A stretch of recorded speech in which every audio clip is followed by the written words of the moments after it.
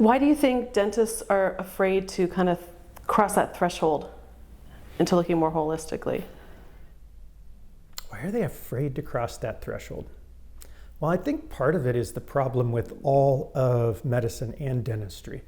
You cannot become a doctor or a dentist, a medical doctor or a doctor of dental surgery without being somebody who fits very well inside the boxes.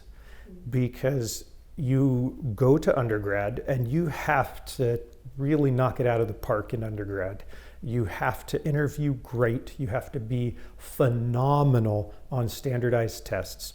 Then you turn around and go to 4 more years of school that is crazy. And again, every step of that way, you're doing standardized tests, you're doing national boards, and so you have to learn to think as part of the conglomerate, part of the system, yes. Because if you don't, you won't graduate. A, you won't get in, and B, you won't graduate. So they, in my opinion, you kind of selectively weed out people who are bucking the system or who don't accept what is taught. So if you walk through classes going, is that real? Is what I'm being taught real? Then you don't graduate.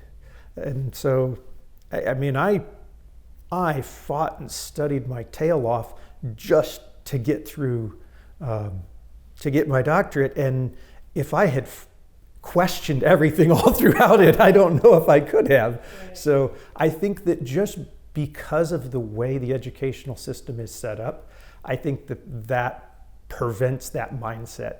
So it's not necessarily that doctors and dentists are so opposed to it. It just, you really are selectively choosing people that operate really well inside the system. Right. If you don't operate well inside the system, you tend not to make it. And if there's no opportunity to question anything within, once you get out, you're not even thinking about those possibilities unless you come across somebody who's pushing against Correct. Right. And it's really, really tough.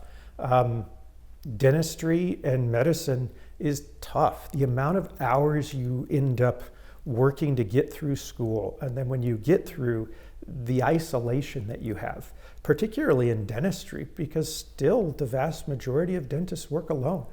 And so they have nobody to bounce things off from. They have nobody to have high level relationships, professional relationships with.